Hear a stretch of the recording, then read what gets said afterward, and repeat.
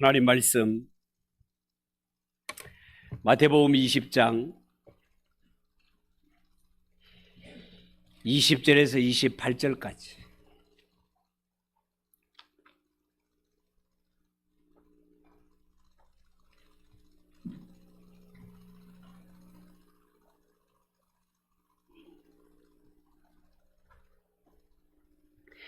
마태복음 20장 20절에서 28절까지 한 절씩 교독하겠습니다. 그때에 세베대의 아들의 어머니가 그 아들들을 데리고 예수께 와서 절하며 무엇을 구하니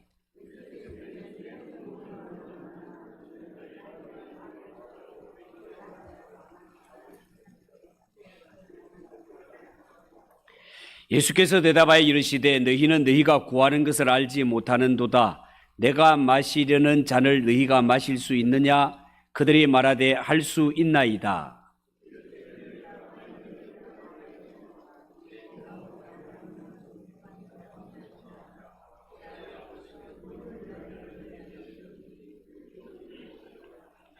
열 제자가 듣고 그 두 형제에 대하여 분히 여기거늘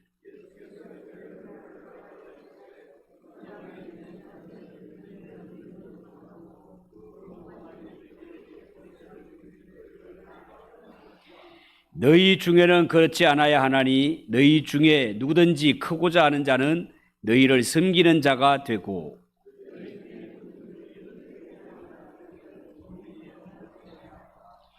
28절 같이 읽읍시다. 인자가 온 것은 섬김을 받으려 함이 아니라 도리어 섬기려 하고 자기 목숨을 많은 사람의 대속물로 주려 함이니라. 아멘. 오늘은 야고보에 대해서 말씀을 드리려고 합니다. 여러분, 우리가 사복음서를 보면 예수님께서 특별히 중요한 일이 있을 때 베드로, 야고보, 요한 12제자 가운데 3제자만 데리고 가신 적이 여러 번 있습니다. 그래서 사람들은 이렇게 3사람을 예수님의 12제자 중에 3인방이라고 부르기도 합니다. 왜냐하면 아시다시피 이 3사람은 예수님을 3년 동안 가장 가까운 자리에서 모시고 섬겼기 때문에 그렇습니다. 정말 그렇습니다. 이들이야말로 예수님의 마음을 잘 헤아려서 섬긴 제자라 할 수 있겠습니다. 우리가 지난 시간에는 예수님의 수제자였던 베드로에 대해서 살펴보았는데 오늘부터 2번에 걸쳐서 야고보에 대해서 살펴보려고 합니다. 성경에서 야고보의 행적을 살펴보자면 야고보는요, 상당한 야망을 품고 살았다라는 것을 알 수 있습니다.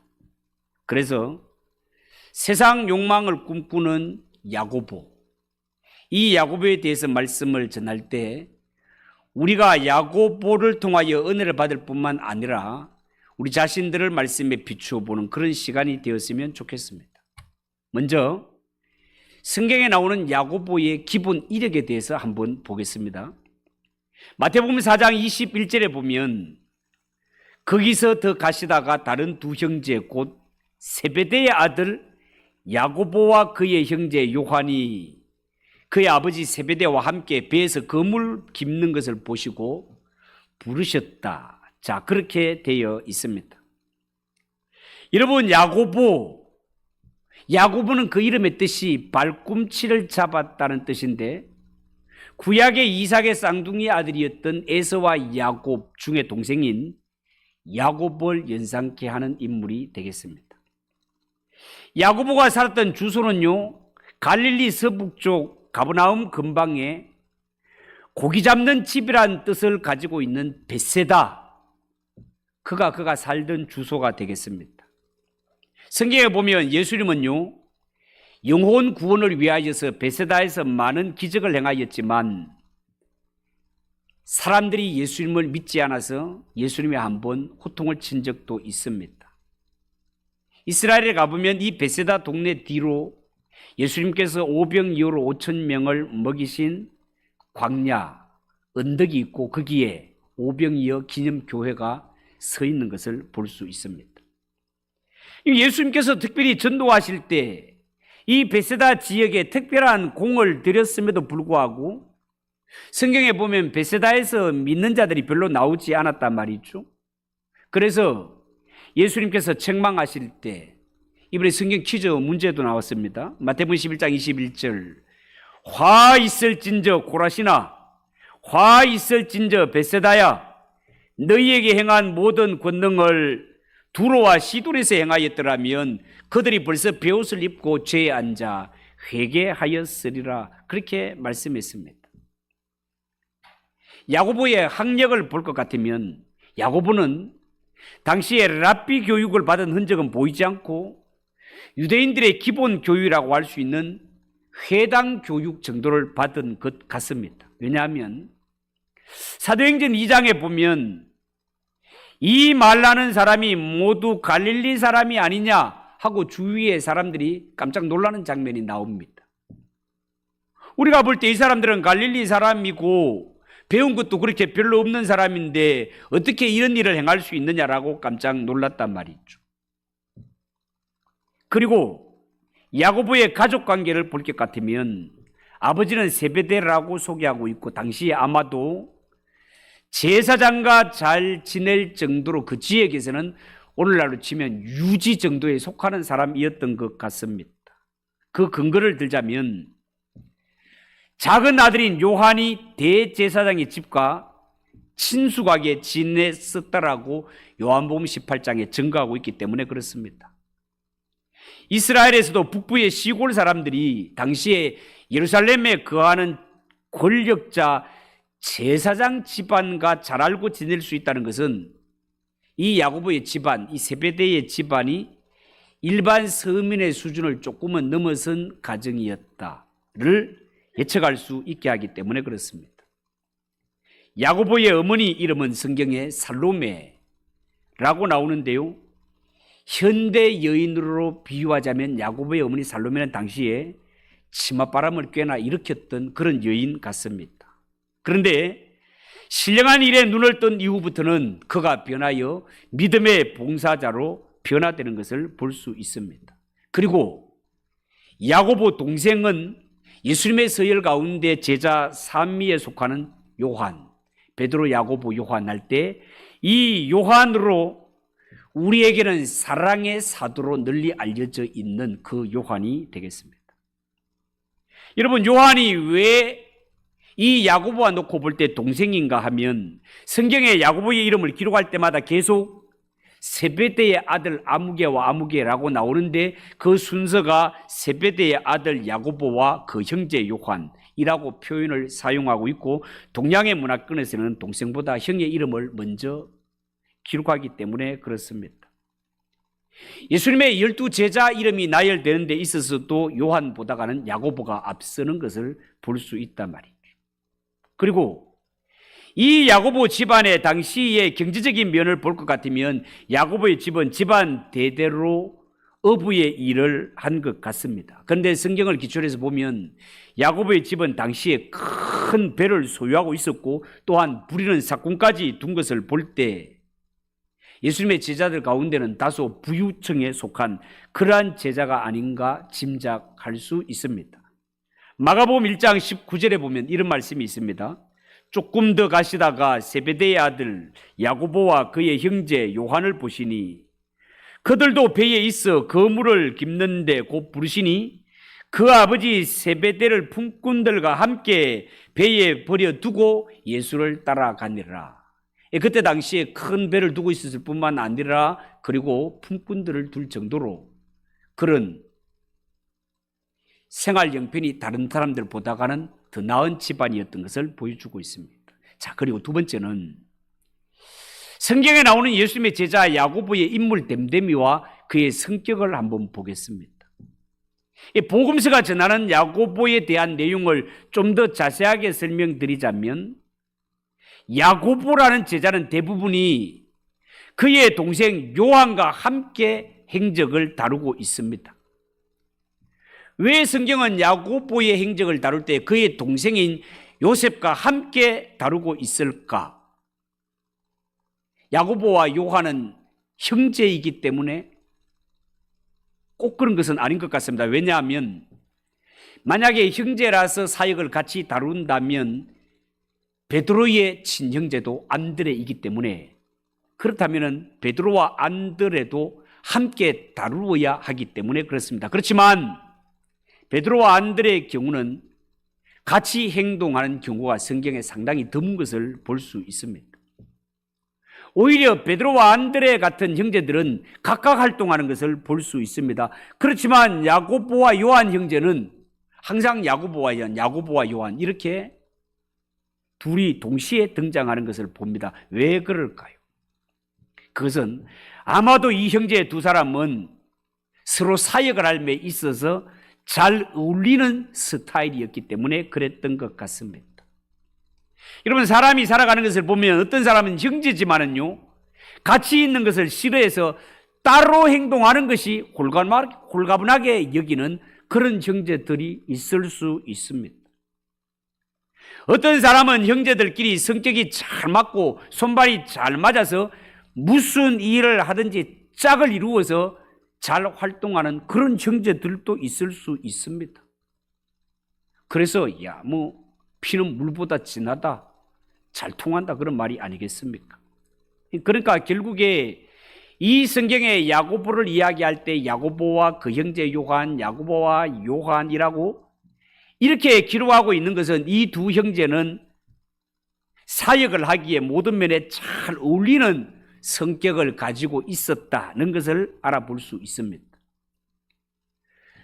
그 증거를 성경에서 한 가지 뒷받침하는 사건이 하나 있는데요, 예수님께서 이 야고보와 요한에게 동일한 별명을 붙여주셨다는 것입니다. 마가복음 3장 17절에 보면 이런 말씀이 있습니다. 또 세베대의 아들 야고보와 야고보의 형제 요한이니 이 둘에게는 보아느게 해석하면 곧 우레의 아들이라는 이름을 더하셨다, 별명을 주셨다, 그 뜻이에요. 여러분, 이게 무슨 뜻인지 아십니까? 우레의 아들. 우레의 아들이라는 말은 곧 천둥과 벼락의 아들, 그런 뜻입니다. 천둥과 벼락의 아들. 여러분, 우레의 아들이라는 이 말을 조금만 더 이렇게 자세하게 설명을 하자면, 이 속에는 좋은 말로 표현을 하면 이들 형제가 열정적인 기질을 가졌다, 열정적인 기질을 가졌다라고 해석할 수도 있고, 조금 안 좋게 표현을 하자면 이들은 성격이 불같은 자였다, 조금 더 나쁘게 표현하면 성격이 개떡 같았다, 이런 뜻이 되겠습니다. 여러분, 이들이 우레의 아들, 천둥과 벼락의 아들이라는 별명을 예수님께로부터 받은 그 배경을 소개하면 이렇습니다. 누가복음 9장 54절에 보면은요, 제자 야고보와 요한이 이를 보고 이르되 주여, 우리가 불을 명하여 하늘로부터 내려 저들을 멸하라 하기를 원하시나이까? 예수께서 돌아보시며 꾸짖으시고, 자, 이런 말씀이 나옵니다. 이 사건을 설명하자면 이렇습니다. 예수님께서 마지막으로 올라가는 예루살렘 행보, 예수님께서 이 지상 사역을 마치고 이제 십자가를 지기 위하여서 그 예루살렘으로 올라가 이제 유죄 판결을 받으시고 마지막 십자가 고난이 남아있는 이러한 때, 마지막으로 예루살렘으로 올라가는 행보는 예수님에게는 대단히 비장하고 고독한 행보였습니다. 이러한 가운데 제자들은 잠시 쉬어갈 거처를 정하기 위하여서 사마리아 사람들이 사는 촌에 들어가게 됩니다. 그런데 이 사마리아인들과 유대인들은 역사적으로 갈등 문제가 얽혀 있단 말이죠. 이렇게 유대인들과 갈등 문제가 얽혀 있는 이 사마리아인들, 예수님이 하룻밤 머물러 가고자 거처를 구하셨지만 사마리아 사람들은 거절하고 말았습니다. 이 모습을 체험한 야고보와 요한, 예수님께 말하기를, 예수님, 감히 예수님을 괄시하는 저 사마리아 사람들 그냥 보고만 둘렵니까? 저 사람들이 살고 있는 동네에 불벼락을 내서 이 사람들을 모두 불로 태워 죽여버립시다. 예수님께는 그만한 능력이 충분히 있지 않습니까? 이런 요청을 한 자가 야고보와 요한이었습니다. 예수님을 영접하지 않는다고 하늘에서 불을 내려 이 동네를 불로 확 사질러 버릴까요? 이 한마디를 보더라도 야고보는 성격이 얼마나 불같은 사람이었는가 하는 것을 알 수 있고, 이 사건을 기초로 해서 예수님은 이 형제들에게 부하에게 천둥과 벼락의 아들이라는 별명을 붙여주게 되었던 것입니다. 그리고 세 번째는요, 세상적인 야망을 꿈꾸는 야고보입니다. 여러분, 마태복음 20장 21절 오늘 본문이죠. 예수께서 이르시되 무엇을 원하느냐 이르되 나의 이 두 아들을 주의 나라에서 하나는 주의 우편에 하나는 주의 좌편에 앉게 명하소서. 이것은 야고보 어머니가 예수님께 요청한 내용입니다. 그런데 이와 동일한 사건을 두고 마가복음 10장에 보면 야고보와 요한 두 제자가 직접 예수님께 어머니와 동일하게 우리 두 사람, 한 사람은 예수님 우편에 한 사람은 좌편에 서게 해주세요 청하는 것을 보게 됩니다. 이 말은요, 예수님께서 당시에 이스라엘을 능히 로마의 압제로부터 독립시켜 메시아 왕국을 세우게 될 줄을 믿고 그 핵심 자리를 우리 형제에게 맡겨주세요, 그 핵심 자리를 선점하기 위해 발빠르게 움직이는 모습으로 볼 수 있겠습니다. 그때 예수님께서 뭐라고 말씀하십니까? 오늘 본문 22절에 예수께서 대답하여 이르시되 너희는 너희가 구하는 것을 알지 못하는도다. 내가 마시려는 잔을 너희가 마실 수 있느냐? 그들이 말하되 할 수 있나이다. 이렇게 대답하고 있습니다. 예수님은 이들의 대답을 들으신 후에 너는 장차 내 앞길에 무엇이 다가오고 있는지 잘 모르고 있구나. 너희는 세상에서 내가 나라를 차지할 줄로 그렇게 알고 있지만 그렇지 않다는 것입니다. 예수님이 가시는 길은 십자가를 지고 죽는 길이요, 십자가를 지고 죽는 것은 죄인의 죄를 대속하는 대속의 죽음이요, 이 사역을 감당함으로 말미암아 원수되었던 죄인들, 절대로 스스로의 힘으로는 죄 문제를 해결하지 못하고 죄의 결과로 심판에 떨어질 수밖에 없는 이 죄인들을 돌이켜 하나님의 자녀가 되고 영생을 얻게 하기 위하여 십자가 위에서 대속의 죽음을 죽으실 예수님이십니다. 그렇지만 이 제자들은 예수님이 세우려는 나라가 이 세상의 나라인 줄만 알고 있고, 그 나라가 세워졌을 때 자신들이 중요 보직을 차지하기 위해 거기에 혈안이 되어 있습니다. 그러니까 어머니를 앞세운 야고보와 요한이 뭐라고 합니까? 예, 내가 그 잔을 마실 수 있습니다 라고 강력하게 그렇게 말을 합니다. 지금 예수님이 말씀하시는 것이 십자가의 죽음을 두고 말씀하시는지 무엇인지 여기에 상관이 없고, 일단 예수님으로부터 약속부터 받아내고 보겠다는 그러한 심산인 것을 우리가 볼 수 있습니다. 여러분, 어떤 면에 있어서 예수 믿는 성도라 하더라도 이 세상 살아갈 때 야망을 품고 살아가는 것 때로는 필요한 일이기도 합니다. 사람이라면 누구나 이 땅에 살아갈 때 꿈과 계획이 있어야 되고, 이 꿈과 계획을 이루기 위해서 백방으로 노력을 하고 쉼없는 전진을 해야 할 것입니다. 오늘 이 성경에 나오는 야고보와 요한, 성경을 이쪽 저쪽을 종합해 볼 때 그들은 자신들도 세상적인 욕망이 가득 차 있었을 뿐만 아니라 이 꿈을 이루기 위해서 자신의 어머니까지 동원해서 치맛바람을 일으키게 됩니다. 왜요? 당시에 자신의 어머니 살로메는 예수님의 엄마 마리아와 육신적으로 굉장히 가까운 지경에 있었기 때문에 그렇습니다. 특별히 예수님은 또한 특별한 일을 감당하실 때 베드로, 야고보, 요한 세 사람을 특별히 데리고 다니시네.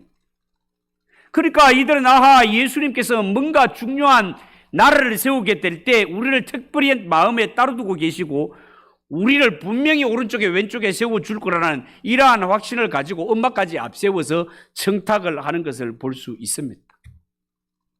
문제는 이 야고보 요한이 야망을 가진 것은 누구나 가질 수 있는 일이지만 그러나 이 야망이 세속적인 것이고 오직 자기의 영달과 세상적인 욕망에 취해 있다면 이것이 어찌 예수님의 십자가를 제대로 이해하며 예수님이 누구시며 이 땅에 무슨 일을 하러 오셨는지를 어떻게 제대로 깨달은 제자라 할 수 있겠습니까? 이에 예수님께서는 이렇게 말씀하십니다. 23절 이르시되 너희가 과연 내 잔을 마시려니와 내 좌우편에 앉는 것은 내가 주는 것이 아니라 내 아버지께서 누구를 위하여 예비하셨든지 그들이 얻을 것이니라. 27절 28절 너희 중에 누구든지 어뜸이 되고자 하는 자는 너희의 종이 되어야 하리라.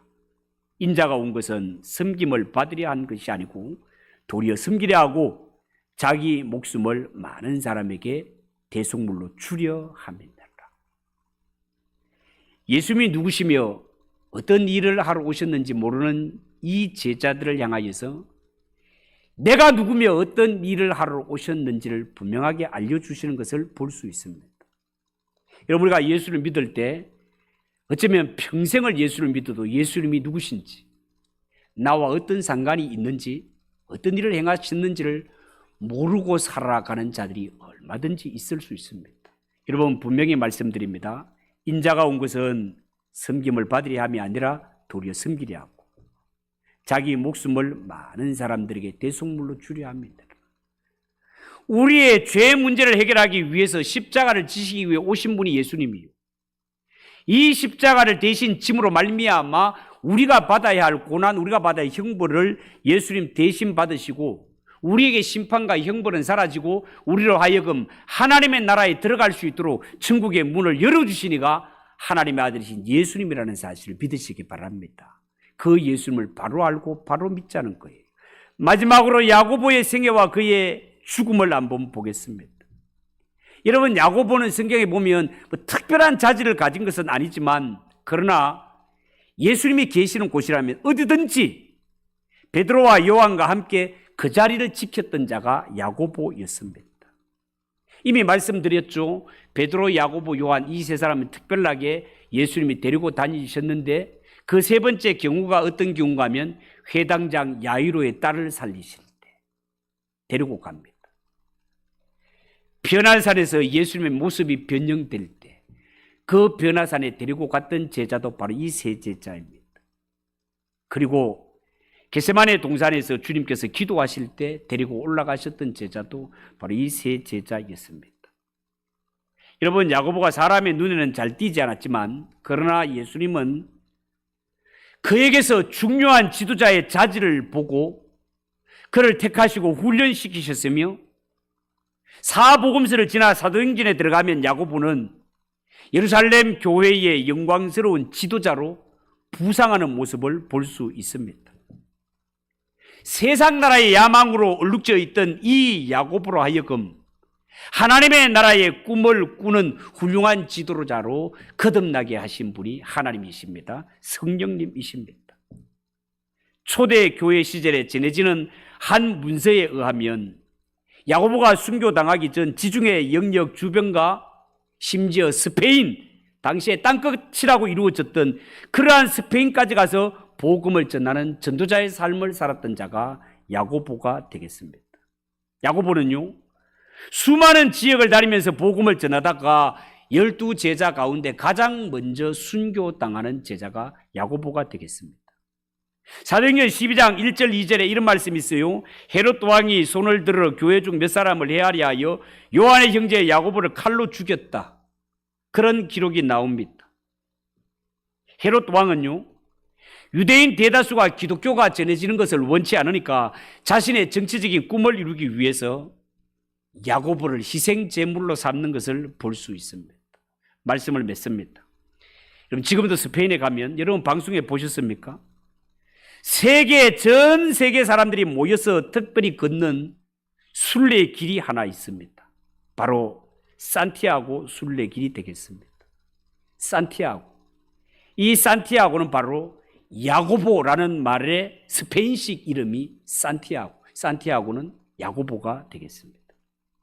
야고보는 헤롯 왕에게 참수되면서 12제자 가운데 제일 먼저 목배임을 당하는 이러한 순교자가 되었고, 그 유해가 안치된 곳이 스페인의 바로 산티아고 대성당이 되겠습니다.